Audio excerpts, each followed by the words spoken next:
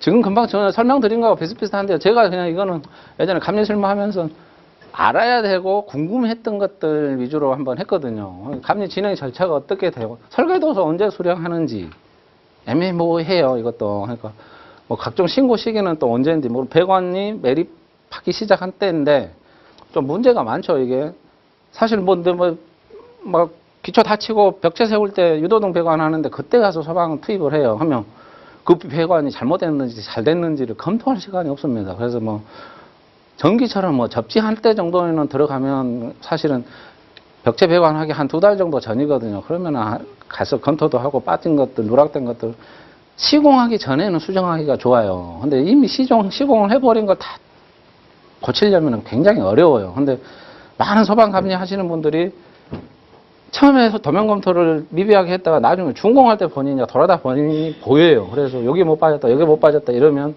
시공사도 난처하고 그런 것들은 미리서 이제 도면 검토를 좀 우선적으로 해야 돼요. 그래가지고 수정할 수 있는 것들은 좀 미리서 해야 되고 건축이나 뭐 준공 완료하는 것도 어떻게 하는지 아까 감리 업무나 설계 도서는 우리가 받으면 무슨 서류를 어떻게 얼마만큼 받아야 되는지 지금도 저 현장 가서 도면 가져라 하면 소방 기계, 소방 전기 2개만 줘요. 설치계획표 갖고 와라. 허가 때 설치계획표 갖고 와라. 건축 허가서 갖고 와라. 건축 도면 갖고 와라. 전기 도면 갖고 와라. 일일이 해야 됩니다. 근데 우리가 현장에서 소방은 사실 거의 모든 도서를 가지고 있어야 돼요. 구조나 이쪽은 별 관계가. 요즘은 근데 구조도 관계될 수도 있겠네요. 내진 때문에. 그러니까 전체 한 세트로 하고 허가 때 소방서에 들어가 있는 그 도면이 최종 번이기 때문에 반드시 그건 가지고 있어야 돼요. 왜 그러냐면 거기에서 준공할 때 수량 변화가 있었을 거 아니에요. 뭐 감지가 100개에서 10개가 늘었다든지 헤드가 몇 개가 늘어나면 증감 내역도 다 나오니까요. 그런 것들. 그리고 도면 아까 검토하는 방법, 계산서, 기성검사나 보고서나 회의하는 거. 회의하셔야 돼요. 현장에서. 가만히 있으면은 나도 편하고 다 좋죠. 시공사는 더 좋아하고. 계속 불러서 회의해야 돼요. 이 문제점이 있는 것들. 그게 위험 요소를 없애가는 방법이에요. 그러니까 뭐 건축에서 회의하는 건 그거는 간섭되는 사항이 있을 때 나와 건축과 전기와 간섭되는 사항이 있을 때인데 맨날 참여할 필요는 없어요. 그거는 뭐 근데 내가 검토한 것에 대해서 또 시공사에서 검토한 것에 대해서 사람이다 보니 저도 놓치는 것들이 있잖아요. 그러면 시공사에서 크로스 체크해가지고 서로 회의를 해야 돼요. 뭐가 빠지지 않았냐, 뭐가 추가해야 되지 않았냐 이런 회의록도 주관도 하셔야 되고 아까 뭐 보고서들, 월간 보고서, 주간 공정 보고서, 뭐 기타 뭐 이런 분기 보고서들을 해야 될지 말아야 될지 하는 부분은 어떻게 해야 될지 이런 게 저는 옛날에 궁금했었거든요, 사실은.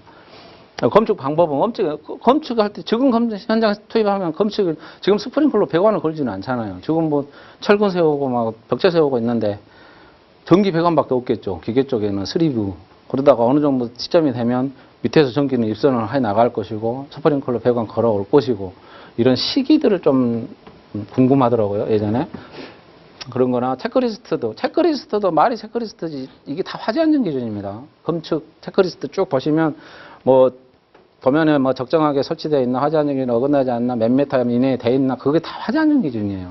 그거 한번 비교를 한번 해드릴게요. 그리고 제일 이제 마무리 단계에서 제일 바쁘고 제일 힘든 게 이제 준공 단계들, 준공 서류 작성해야죠. 종합 정밀점검표 작성해야지. 감리 일지 같은 거 정리해야지. 소방서에 제출할 각종 서류 사본들 준비해야죠. 근데 시공사에서 물론 자기들이 하다 보니 대략은 아는데 정확하게 잘 몰라요. 딱 찍어주시면 돼요. 여기 목록표 다 넣어놨으니까 거기에 빠진 필요 없는 서류들만 빼시면 됩니다. 이런 좀 질문 사항들이 있어서 했는데 혹시 지금 강의 계획이나 여기 이외에 좀 추가했으면 좋겠다. 궁금하신 것들 있으신 것들 혹시 있을까요? 그러면 좀 넣을게요. 거기다가 준비를 좀 해볼게요. 어려웠던 거, 궁금했던 거 그런 것들. 한번 그거는 그러면 좀 생각해 보시고 저한테 말씀을 해주시면 제가 뭐 강의 끝나기 전에 설명을 좀 해드릴게요.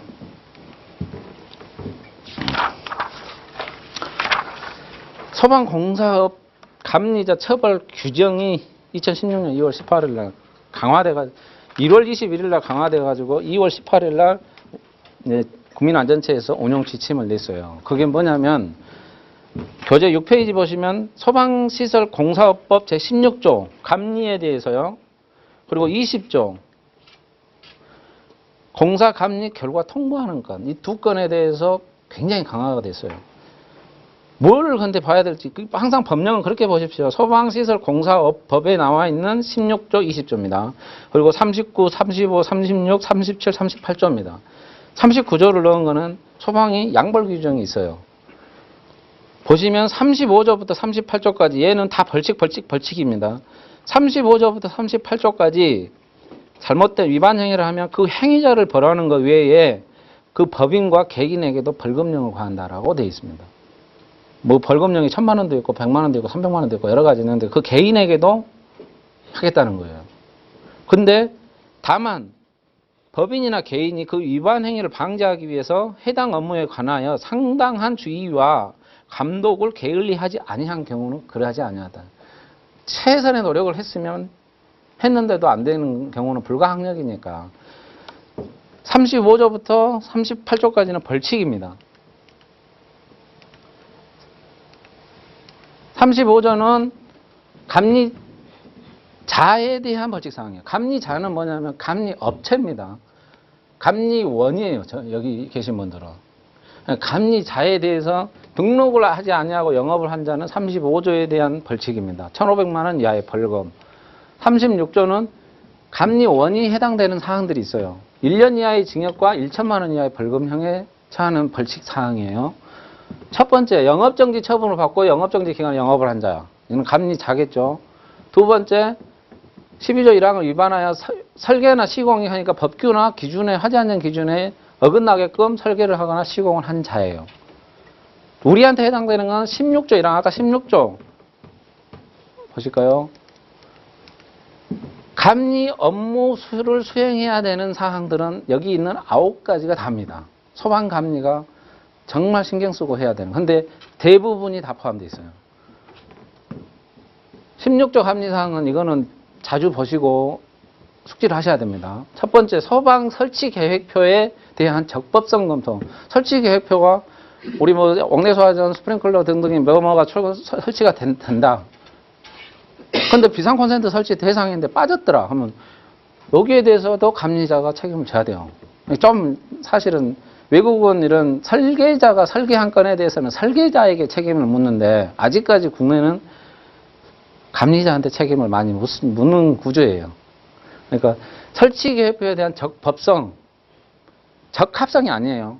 적법성과 적합성은 법에 정해진 어떤 시설이 설치됐느냐 안 됐느냐. 적합성은 보시면 밑에 적법성과 기술상의 합리성이에요. 감지기를 70제곱미터마다 하나씩 넣어야 되는데 감지기 선로가 없다든지 예를 들어서 그건 기능상의 동작을 못 하잖아요. 그거는 적합성입니다. 70제곱미터마다 하나씩 감지기가 설치가 되면 적법성이죠. 물론 이제 거기에 대해서도 나중에 테스트라든지 이런 걸 해야 되기 때문에 안 되면 문제가 되지만 그렇게 좀 구분을 하시면 될 것 같아요.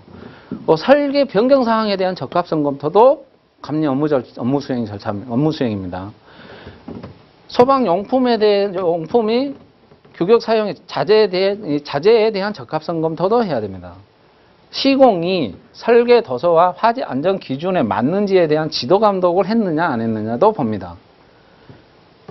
시공 상세 도면에 대한 적합성 검토도 해야 돼요. 그러니까 우리가 보통 받는 도면은 허가 도면, 그리고 실시 도면, 그리고 현장에서 시공하면서 시공 상세 도면을 작성을 해요. 근데 시공 상세 도면은 우리 일반적인 도면에는 스프링클러 배관이 있으면 각 실에 쭉 선 그어놓고 헤드 배관이 있는데 시공 상세 도면은 슬리브 규격이라든지 이렇게 상세하게 나와요. 몇 미리짜리 슬리브를 놓고 이런 정확하게 몇 미리 벽체에서 띄우고 이런 그냥 정확하게 그게 시공 상세 도면에 그게 적합한지 검토를 해야 됩니다. 피난시설, 방화시설에 대한 적법성 검토. 여기 좀 작년 9월 달에 논란되죠. 방재청에서 방화구역이 소방감리가 봐야 될 대상이냐 아니냐를 하는데 명확하게 결론 지었어요. 방화구역은 건축입니다. 방화시설. 그러니까 방화문, 방화 셔터, 이런 방화 시설에 대해서는 적법성 검토를 해야 됩니다. 근데 방화구역 관통부를 어떻게 해야 되느냐. 이거는 참 좀 애매해요. 방화구역은 물론 건축법이지만 그 방화구역을 관통하기 위해서 설비 배관이 뚫고 제한 덕트가 뚫었잖아요. 결국 원인자는 소방 기계가 될 수도 있기 때문에 그래서 방화구역 관통부는 좀 신경을 써야 될 것 같아요. 실내 장식물에 대한 불연화 방해 물품에 대한 적법성 검토. 이게 16조예요. 그리고 20조는 뭐냐면 공사 감리 결과를 통보하는 겁니다. 누구에게? 관계인에게, 도급인에게, 건축사에게는 통보를 하고 소방본부장이나 소방서장에게는 보고를 합니다. 이거를 했느냐 안 했느냐, 허위로 했느냐 안 했느냐에 대한 벌칙이 강화된 거예요. 그러면 아까 36조 벌칙사항에 보면 16조 1항을 위반하여 감리를 하거나 거짓으로 감리한 자는 1,000만 원 이하의 벌금을 벌칙으로 때리겠다는 겁니다. 3번은 발주처겠죠. 공사 감리자를 지정하지 아니한 자. 발주처도 벌칙을 주고 4.2항에 보면 19조 3항에 대해서 보고를 거짓으로 한 자. 이게 보고가 뭐냐면 현장에서 검측을 해봤더니 도면도 안 맞고 하지 않는 기준에서 어긋나서 시공사에게 이거는 재시공을 해라라고 지시를 했어요. 근데 그 시공사가 그 지시사항을 안 받아. 안 해. 고치지를 않아요. 그런 게 발생되면 3일 이내에 소방서에 보고를 하게 돼 있습니다. 그 보고를 하지 않으면 감리원한테 감리한테 1,000만 원 이하의 벌금 때리겠다는 거예요. 이거예요. 38조 이따 보시면 그 보고 감리업자의 보안 요구에 따르지 아니한 자는 300만 원 이하의 벌금입니다. 시공사는 300이에요. 보고 안 한 게 더 크다는 거죠. 공사 감리 결과를 통보, 결과 보고서를 제출하지 아니한 자도 1,000만 원 이하의 벌금이고 27조 1항을 위반하여 같은 법이나 명령을 따르지 않고, 그러니까 뭐 소방서에서 어떤 지시사항을 했다든지 공공기관에서 했는데 그걸 따르지 않고 업무를 수행한 자도 1,000만 원 이하의 벌금입니다. 이게 지금 36조에 대한 벌칙사항이에요. 37조는 300만 원 이하의 벌금인데 등록수첩을 빌려준 자, 감리원을 배치하지 아니한 자, 감리업자 보안 요구에 따르지 아니한 자, 위반하여 계약을 해지하거나 지급을 거부한 자, 자격수첩, 격려수첩을 빌려준 사람, 뭐 등등등은 300만 원 이하의 벌금을 때리겠다는 거예요. 그리고 38조는 100만 원 이하의 벌금입니다. 명령을 위반하여 보고 자료 제출을 아니한 자, 정당한 사유 없이 관계 공무원의 출입, 검사, 조사를 거부, 방해한 자. 이게 100만 원인데 아까 6조, 20조 사항에 대한 운용지침 강화가 어떻게 되냐면 2010년 2월 18일 날 전체 지금 다 지침으로 나간 거예요. 1월 22일자로 강화된 사항의 법령이고 보시면 적색이 잘 안 보이네요. 감리 결과를 제출을 거짓으로 한 자는 과거에 200만 원 이하의 과태료였었습니다. 근데 1년 이하의 징역, 1,000만 원 이하의 벌금이에요. 적으시지는 않아도 돼요. 8페이지 보시면 감리, 그리고 행정처분은 어떻게 되냐면 1차의 경고, 2차의 영업정지, 3개월, 3차의 등록 취소입니다. 행정처분은 그대로 같은데 벌칙만 과태료에서 벌금으로 강화됐죠. 감리 업무 16조를 위반을 하게 되면 벌칙이 1년 이하의 징역, 1,000만 원 이하의 벌금.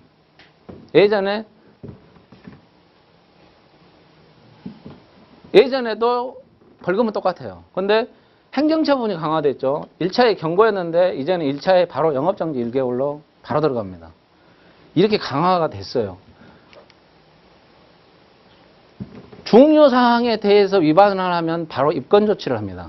경미한 사항은 시정보완을 하고 불이행했을 때 입건조치를 하고 기타 사항에서는 자체 심의회를 개최를 합니다. 근데 중요사항은 바로 입건조치고 경미한 사항은 과정을 거쳐서 합니다. 중요사항이 뭐냐면 특정 소방 대상을 갖추어야 하는 소방시설이 설치하지 별표 5, 우리 이제 소방 설치 대상 있잖아요. 별표 5에 있는 게 설치되지 않은 경우, 방화문, 방화셔터가 설치되지 않은 경우, 형식 승인을 받지 않은 소방용품을 사용한 경우, 완공된 소방시설에 대해서 성능시험을 하지 않은 경우, 화재안전기준 위반으로 성능에 장애가 발생되거나 인명 및 재산에 손해가 발생한 경우, 이거는 바로 입건조치 사항이에요. 소방시설이 시공공정 감리일지가 기재 내용이 불일치할 때, 고의 또는 중대한 과실로 발생하거나 소방관서장이 중요하다고 인정할 때는 이 중요사항은 바로 이건 조치예요. 경미한 사항은 뭐냐면 결과보고서, 성능시험 조사표, 감리일지를 단순 오기사항으로 즉시 시정이 가능하거나 참고자료 등으로 증빙이 가능할 때입니다. 화재 안전 기준에 극히 사소한 차이가 있는 경우, 즉시 현장에서 시정이 가능한 경우, 중요사항에 구분이 불명확한 경우나 심의를 요청하는 경우, 이런 거는 이제 기타 사항이고, 이렇게 강화되다 보니까, 근데 강화되면서 예전에 이제 감리자에게 행정처분을 영업정지 1개월, 3개월 하면은 사실 거기에 있는 소방감리원들이나 이런 사람들도 같이 피해를 보잖아요. 어쨌든 다른 우리 회사의 어떤 영업정지 3개월 떨어지면 영업을 못 하니까 그 기간 동안. 그래서 이제 이렇게 너무 과하다 할 때는 과징금 제도로 대체를 할 수 있는 그런 거기에 대한 관련 규정이고, 그렇더라도 과징금을 절대로 부과할 수 없는 사항들은 이 사항입니다. 잘 안 보이네요. 등록기준 미달, 등록증 대여, 감리자 인수 인계 위반, 감독기관 명령 위반, 공무원 출입 금지할 때, 이럴 때는 무조건 행정조치를 한다는 거죠. 사안이. 요거는 뭐 그냥 쭉 한번 보세요. 이렇게 강화됐기 때문에 가중이 되는 경우, 위반 행위가 고의나 중대한 과실에 의한 경우나 관계인에게 미치는 피해가 클 경우에는 가중 처벌됩니다. 감경은 뭐 사소한 부주의나 뭐 관계인에게 피해가 적거나 반대겠죠. 법을 적용할 때 16조 위반인지 26조 위반인지 애매모호해요. 그럴 때 거기에 대해서 명확하게 선을 그은 게 16조는 아까 감리 업무 수행이죠. 결과보고서를 제출하기 전에는 16조 위반으로 판단하겠다 이거예요. 결과보고서 제출한 후에는 20조 위반 사항으로 결과보고를 허위로 한 거죠. 거기에 따라서 1,000만 원을 하건 영업정지를 하건 그 조항에 따라서 하겠다는, 관할소방서마다 약간씩 달랐었거든요. 그리고 감리원에 대한 행정처분을 도입을 하겠다는 거예요.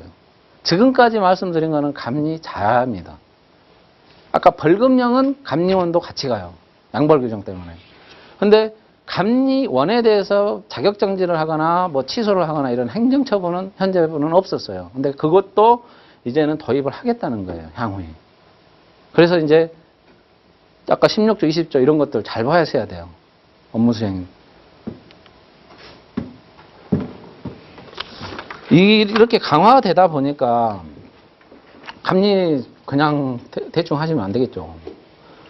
설치계획표에 대한 적법성이 어긋난다든지, 시공상세 도면에 대해서 적법성이 어긋났다든지, 또 화재안전 기준에 어긋나 있는데 지도감독을 잘못했다든지, 이런 것들에 대해서 뭐 1,000만 원 이하의 벌금을 한다든지 1년 이하 징역을 하는 이런 게 강화가 되다 보니까 현장에서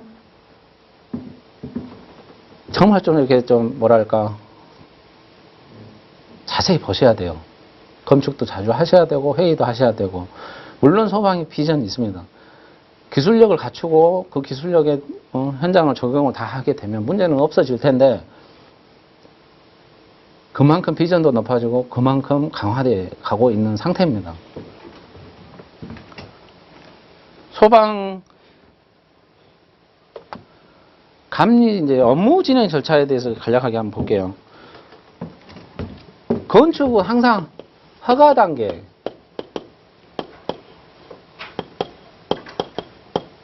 착공 단계, 시공 단계, 착공, 시공, 준공, 준공 단계, 유지관리, 이건 같은 항 같은데.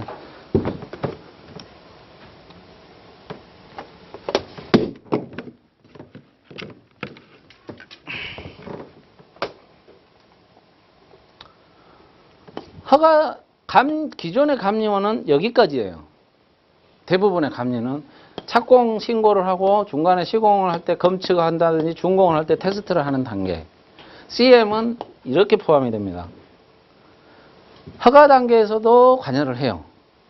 허가 전 단계에서 시행계약을 해서 허가를 받고, 허가 받은 다음에 뭐 어떤 시청이나 구청의 허가 진행 단계들, 그리고 허가 진행하면서 설계에 대한 검토, 설계 60%면 80%면 100%면 이런 거 검토하는 거, 허가가 나게 되면 시공사 선정은 또 어떻게 해야 할지, 뭐 건설회사 A를 줄지 B를 줄지 C를 줄지, 건설회사마다 입찰 붙이고 내역서 만들고 이런 것까지도 CM에서 하는 경우가 있어요. 그리고 착공, 시공, 준공 단계에서는 감리하고 비슷하게 갑니다. 근데 또 나중에 착공하면서 설계 변경들 일어날 거 아니에요. 그런 것에 대해서 뭐 밸류 엔지니어링도 해야 되고 뭐 여러 가지 성능 개선들 이런 것들 발주처에게 해주는 것. 시공 단계에서 검측하는 거는 뭐 똑같겠고 준공 단계도 마찬가지입니다. CM은 유지 관리 단계에서도 펌프의 뭐 유지 관리 지침서 뭐 이런 것들 회원에 대해서 성능 거기 설치되어 있는 소방시설 작동법들 이런 유지관리까지도 많이 합니다. CM은. 근데 점점점 CM화 돼 가고 있어요. 건축은 이미 용어 자체가 바뀌었죠. 감리가 아니고 이제는 건설사업관리로 그게 CM이거든요. 그런 단계로 갈 건데요. 허가 전 단계에서 건축주와 설계사가 계약을 하게 되면 허가 신청용 기본 설계 도서 작성을 하거나 건축자와 구조와 감리자 계약을 합니다. 이건 허가 후에 하는 경우도 많고요. 허가 동의 단계에서는 관계기관에 허가 접수를 하고 소방서에 허가 동의 요청을 해요. 설계사에서 착공용 설계 도서를 작성하게 돼요. 최초 때 그 전 단계도 있고요. 50%도 있고 근데 60% 도면을 정리를 해서 검토를 하는 거예요. 많이 이제 빼대밖에 없겠죠. 용도도 아직 정확하게 구성이 안 된 상태. 나중에 또 80% 도면, 100% 도면이 나오면 그 도면을 가지고 내역 물량 산출하고 예산 산정해서 시공사 선정을 하게 돼요. 내역이 나와야 이제 시공사가 선정이 되니까. 근데 민영에 우리 이런 아파트들은 건설사에서 대부분들이 이 과정을 했었죠. 이제 감리원들은 아까 착공 단계에서부터 관여를 했었고요. 그리고 시공사가 선정이 되면 그 회사에 선정을 할 때는 공사 실적, 기술력, 도급 순위 뭐 이런 걸 검토해서 지명 입찰을 하거나 공개 입찰을 해요. 입찰을 해서 어떤 업체를 선정한 거는 일단 발주처에서 선정을 하겠죠. 기술력이 아주 뛰어난 업체, 비싸더라도 공사 금액이 비싸도 기술력이 뛰어난 업체를 할 거냐, 아니면 기술력은 좀 부족해도 공사 금액이 적은 데를 할 거냐. 여러 가지 이제 뭐 검증 과정을 거쳐서 선정을 하게 될 거예요. 그래서 이제 착공을 하게 되면 여기서부터 감리는 착수계, 감리 업무 수행 계획서 등등을 발주처에 제출을 합니다.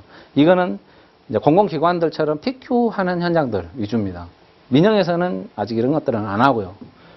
감리자 지정 신고, 배치 신고, 착공 신고를 이제 하고 하도급 계약 검토까지는 해야 돼요. 우리 이제 하도급 신고 변경 계약을 하잖아요. 그러면 그 하도급 금액이 적정한지 판단을 해야 되니까 도급사에서 건설사에서 100억에 뭐 10억에 소방공사 내역서가 있는데 기계업체한테 1억에 주면은 안 맞잖아요.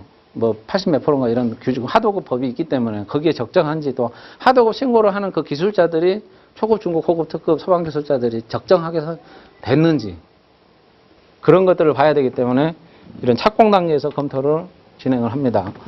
그리고 착공이 또 변경되면 변경신고서. 제일 중요한 게 설계 도서 검토죠. 도면과 계산서와 시방서와 내역서 등등. 수정 계속 지속적으로 안 맞은 것들은 수정을 해야 되고요. 그래서 이제 시공을 하게 되면 이때부터 현장에 배치되는 거죠. 감리일지 써야 되죠. 시공 상세 도면 검토 승인을 하죠. 또 자재 승인. 우리 소방 자재 승인은 쉬워요. 오히려 KFI 인증이냐 형식 성능 인증인 폼들을 대부분 다 사용을 해야 되기 때문에. 근데 그렇지 않은 것들이 있죠. 뭐 펌프. 아주 비싼 걸 쓸 거냐. 예전에는 펌프도 그런 인증이 있었는데 지금은 없어요. 뭐 아주 비싼 외산 펌프로 쓸 거냐. 국내 메이커 있는 펌프로 쓸 거냐. 메이커도 없는 펌프로 쓸 거냐.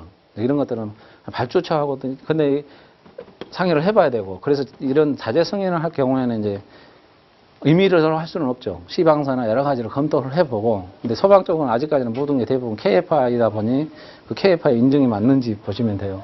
그리고 이 자재가 승인된 게 현장에 들어오는지 자재 검수를 하는 거예요. 그리고 이 자재에 대해서 인증을 받은 건 그렇지만 회원이나 이런 것들은 성능을 알아봐야 되잖아요. 펌프도 마찬가지고. 그러면 그 성능을 확인하기 위해서 공장을 가는 거예요. 제작 과정을 보고. 철판은 제대로 된 두께를 쓰는지, 도금 상태는 어떤지, 뭐 돌아가는데 구리스를 잘 칠하고 있는지, 재성능, 우리 뭐 펌프 보면은 뭐죠? 전격에서 100%, 150% 유량에서 뭐 65% 이상, 또 최저일 때 140% 이하가 나오는지 이런 성능 테스트 해야 되기 때문에 그런 부분은 또 공장 검수로 가요. 그 공장 검수 나중에 사진들 한번 보면서 할게요. 그리고 검측과 안전관리 부분들 신경 써야 돼요. 기성관리. 안전관리도 현장에서 소방 담당자, 물론 건축에서도 보고 안전관리자도 있고 다 있지만 현장에서 공사 현장 요즘 화재 발생도 많이 하잖아요. 이럴 때 소방감리가 아무것도 안 하고 있으면 안 되니까 그런 건 임시 소방 시설에 대해서도 교육도 시키고 그렇게 설치가 되어 있는지 확인도 좀 하시고 예전에 국민안전처에서 답변을 줄 때는 임시 소방 시설은 시공사 책임으로 했는데 감리원한테도 책임이 없다고 볼 수는 없거든요. 그런 거 월간 분기 보고서 이런 거는 계약서에 있는지 없는지를 일단 확인을 하시고 계약서에 계속 보고를 하게 돼 있으면 해야 됩니다. 그리고 PQ 현장들은 이제 이런 것들을 해야 돼요. 정해지지가 않았더라도 그게 기록 관리예요. 현장의 기록 관리. 근데 나중에 그 PQ에서 부실벌점 대상이 될 수도 있기 때문에요. 이건 그때 한번 하겠습니다. 회의하고 지시부 날리고 각종 변경 사항들에 대한 기술 검토, 설계 변경, 공정 관리 등을 하게 됩니다. 준공 단계에서 감리 결과 보고서, 완공 신청서는 신청하면 되지만 제일 중요한 게 성능 시험이죠. 그리고 정상은 아까 이제 CM이나 이런 부분에서는 현장에 소방 공사비가 예를 들어 10억이었는데 정상적으로 다 투입이 됐는지 이제 정상까지도 관여를 하죠. 그리고 시설물 인수인계까지 이게 감리 업무는 이런 순서대로 진행이 됩니다. 진행 절차에 대해서 간략히 한번 알아봤고요. 잠시 쉬셨다가 감리 업무 범위랑 한번 건축 용어들 한번 들어가겠습니다.